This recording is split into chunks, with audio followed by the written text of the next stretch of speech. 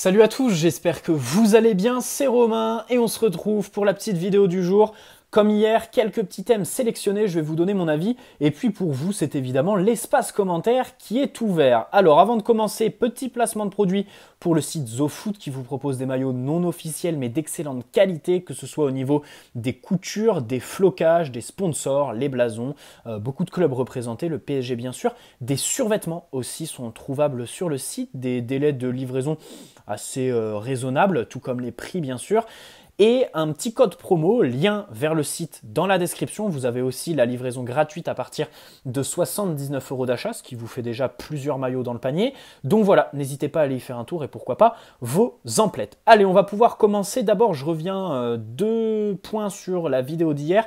J'ai parlé de Riyad Mahrez et j'ai complètement oublié la dimension des relations entre City et le PSG. Bien sûr qu'imaginer un transfert entre un joueur de City et un joueur du PSG, enfin vice-versa, c'est impossible au niveau de la dimension géopolitique entre les deux propriétaires qui se détestent tout simplement et qui s'opposent aussi par leur vision du foot. Ça, c'est une dimension aussi qui est très intéressante, la vision futuriste, enfin les projections à long terme entre le PSG et City. C'est vraiment deux projets de vision qui sont très différentes. Bref, et dans un second temps, je vous invite à aller écouter Roten. Voilà, hier, je dénonçais l'emballement, l'idéalisation du simple retour à l'entraînement collectif de Sergio Ramos cette semaine. Eh bien, Roten nous a fait la métaphore parfaite de ce que je dénonçais hier en disant, ça y est, il doit devenir le leader, le capitaine de cette équipe. Il est à peine revenu à l'entraînement collectif que ça parle de capitana, de retirer le brassard à Marquinhos qui, lui, est là à chaque match. Bref, un petit peu du n'importe quoi.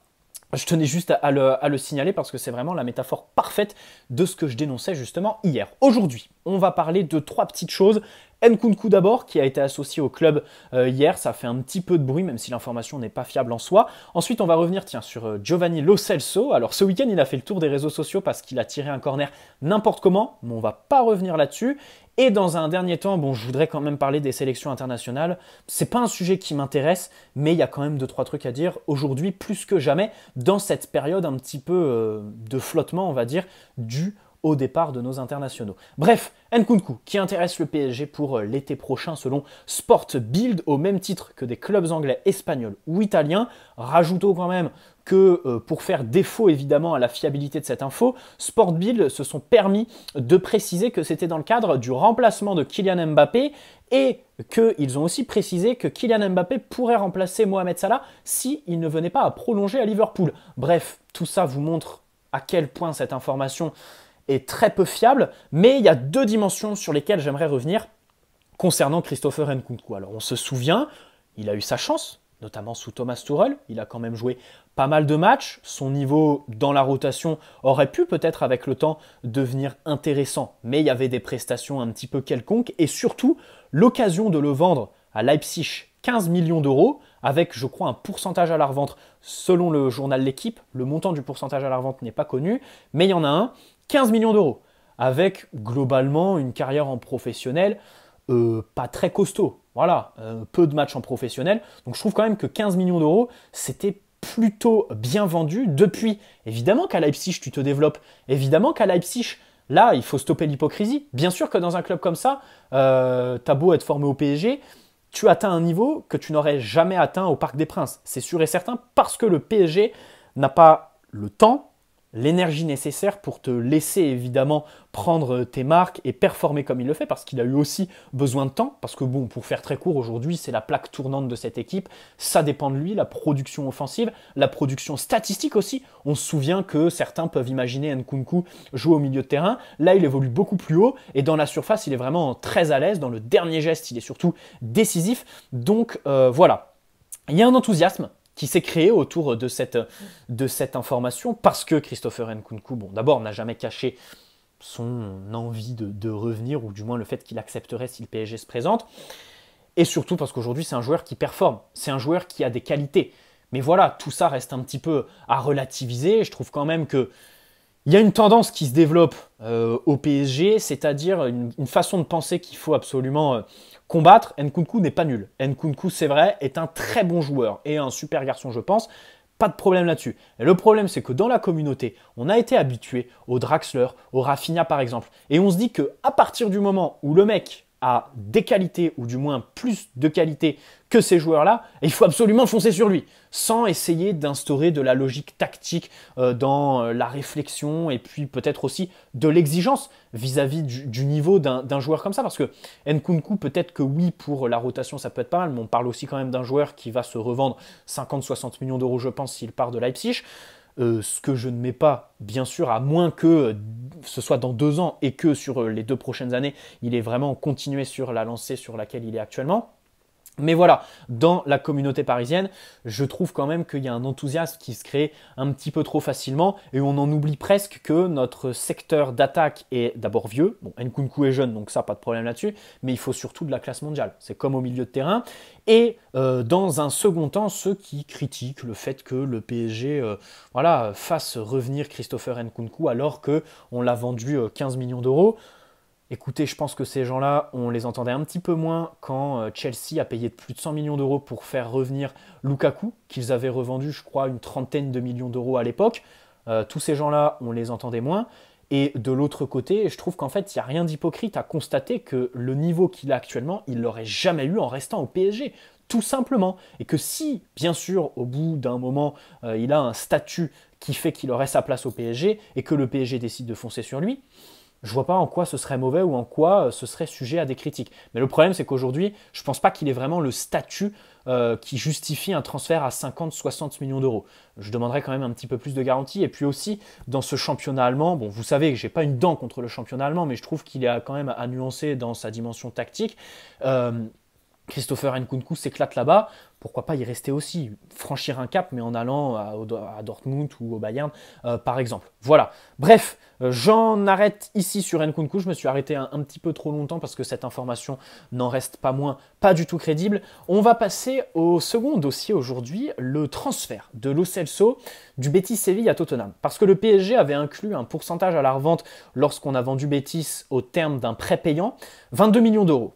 Le transfert du PSG vers le Betis Séville de Lo Celso, c'était 22 millions d'euros avec un pourcentage à la revente de 20%. C'est-à-dire que sur les bénéfices que faisait le Betis sur une potentielle revente de Lo Celso, 20% revenaient au PSG. Et aujourd'hui, il y a un litige parce qu'ils nous ont bien eu. Ils nous ont bien eu, les Espagnols, ils ont contourné les règles et je crois que les attaquer en justice, ça va pas faire grand-chose parce que d'un point de vue juridique, il n'y a rien qui est inscrit noir sur blanc aujourd'hui concernant ces pourcentages à la revente qui est une tendance un petit peu neuve au PSG. Et bien sûr, il va falloir légiférer dessus. Ce problème, ce contentieux en témoigne. Je m'explique. Le PSG demande 4,5 millions de ce pourcentage à la revente.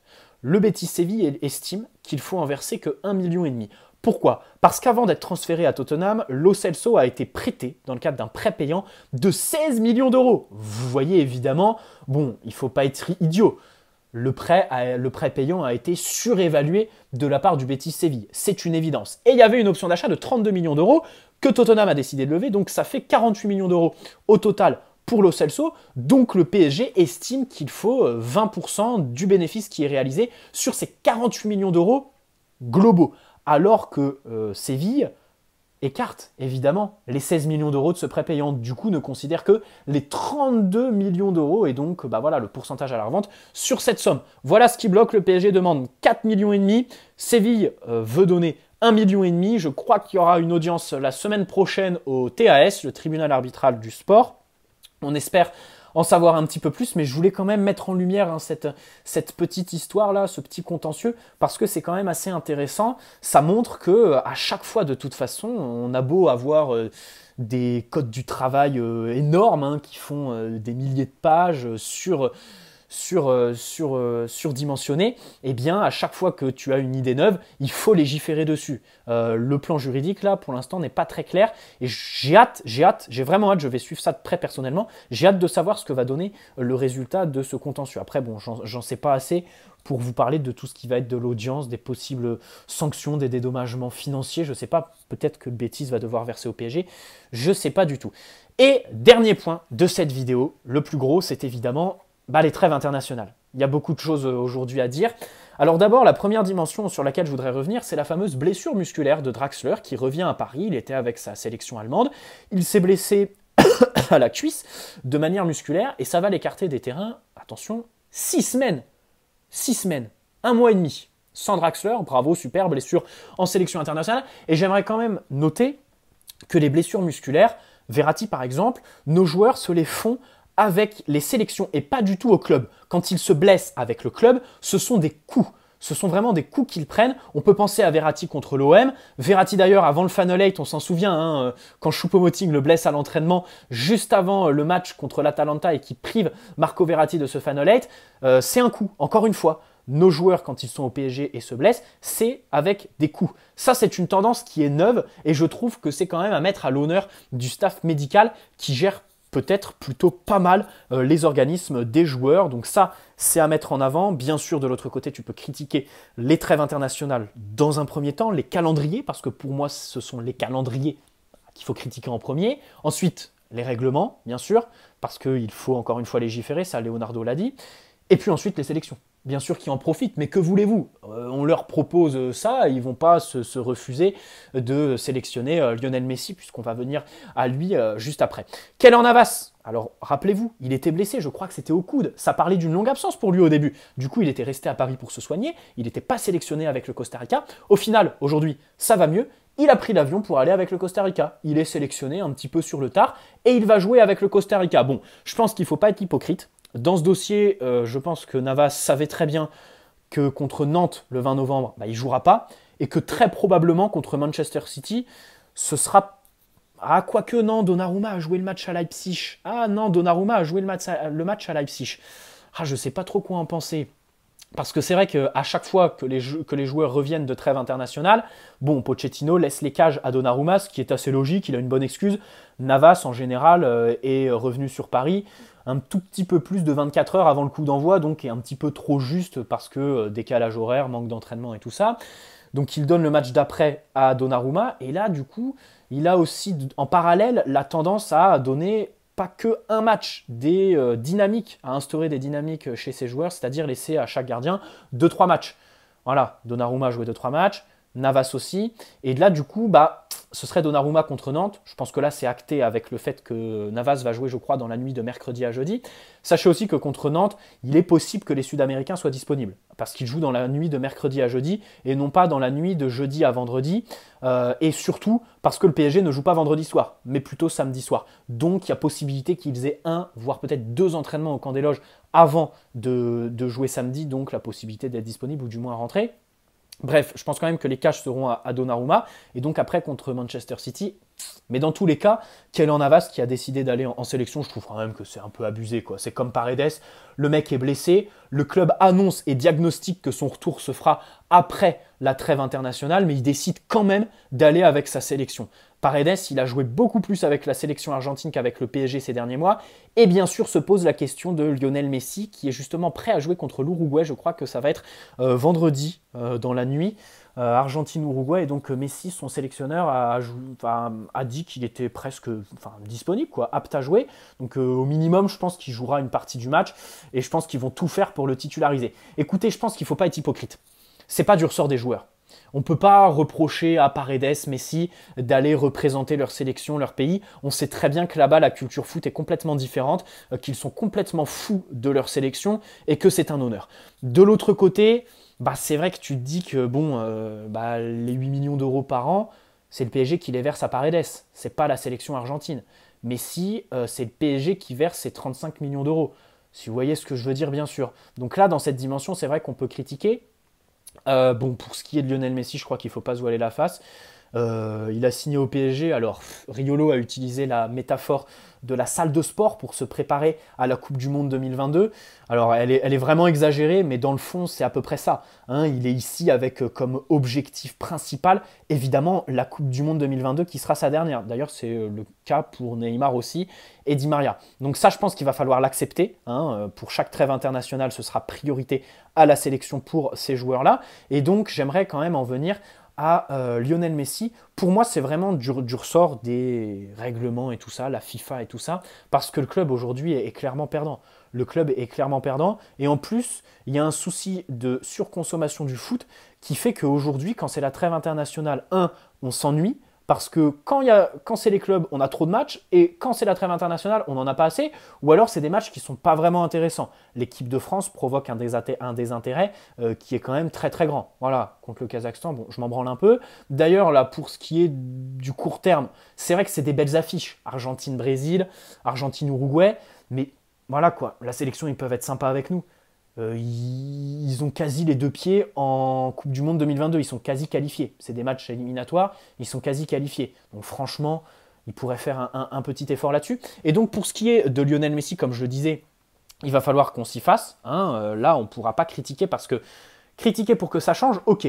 Mais là, c'est voué à ne pas changer. Ça va toujours être priorité à la sélection, jusqu'à au moins, évidemment, la Coupe du Monde 2022, parce qu'il est venu au PSG pour, évidemment, garder ce très très haut niveau, ce niveau d'exigence, de performance et de régularité de forme pour la Coupe du Monde 2022. Et j'aimerais aussi revenir quand même sur ses débuts au club, parce que sur les réseaux sociaux récemment, j'ai vu les images des débuts de Neymar qui étaient absolument fantastiques. Je pense que la meilleure saison de la carrière de Neymar, c'est cette fameuse saison 2017-2018. Même au Santiago Bernabéu, on perd 3-1. Il est quand même fantastique. Il est quand même très très bon. Son premier match contre Toulouse et tout ça, lui, il n'a vraiment pas attendu, comme Lionel Messi, pour sortir au moins une prestation décente en Ligue 1, parce que Lionel Messi, ses débuts, je pense qu'on peut les qualifier de mauvais tout simplement. Voilà, bien sûr, c'est du ressort du coach, qui ne sait pas du tout l'utiliser. À 34 ans, le mettre sur le côté, c'est pitoyable. Il y a aussi évidemment la dimension du changement pour lui. 34 ans aussi, ça veut dire que il y a une demande d'adaptation qui est plus grande qu'à 25 ans, bien sûr. Une demande de rythme aussi, qui est aussi tronquée par la sélection internationale, on y revient encore, mais surtout par le fait qu'il ait fait toute sa carrière à Barcelone et qu'il y a du changement pour sa famille. Ça, on peut tout à fait le comprendre. Donc aujourd'hui, évidemment, on ne s'attarde pas sur Lionel Messi, mais il y a un fait qui est là. Ses débuts sont clairement mauvais. Pour moi, la métaphore parfaite en fait de tout ça, je terminerai cette vidéo sur cette phrase et cette question, répondez-y en commentaire. Mais que serait Lionel Messi aujourd'hui sur ses débuts au PSG sans Kylian Mbappé? Sans la passe, la remise de Kylian contre Manchester City, sans les appels de Kylian. Ça, c'est du ressort collectif. C'est pas à mettre à charge de Lionel Messi. Qui font que Lionel Messi a des solutions et qu'il se connecte avec lui. Et donc, qu'il fasse de bonnes passes, qu'il ait plus d'espace aussi pour s'exprimer. Et bien sûr, le doublé contre Leipzig, c'est Kylian Mbappé. La mi-temps contre Lille, je crois que c'est une des pires mi-temps de la carrière de Lionel Messi. Alors après, évidemment, il y avait aussi la dimension de la petite gêne musculaire pour lui. Bref, dans tous les cas, qu'est-ce que serait Lionel Messi sans Kylian Mbappé? Dans tous les cas, j'ai hâte vraiment de le revoir en espérant que ce ne soit pas blessé, voilà, ou alors amorphe après cette trêve internationale en sélection. Très bonne soirée à tous, j'espère que cette petite vidéo vous aura plu, on a à peu près tout traité. On se retrouve demain, je pense, je suis en pleine révision, voilà, premier sorte de partiel samedi, donc on révise à fond, et demain, bon, je pense que j'aurai le temps de faire une vidéo, mais s'il n'y a pas de vidéo, vous direz que c'est parce que je suis en plein dans mes révisions. Allez, j'y retourne, très bonne soirée à tous, n'hésitez pas à vous abonner si ce n'est pas déjà fait, bienvenue à ceux qui le feront, et puis on se dit bien sûr, allez Paris avant tout, grosse force dans cette trêve internationale qui est bien chiante, bien ennuyante. Ciao les amis, bonne soirée.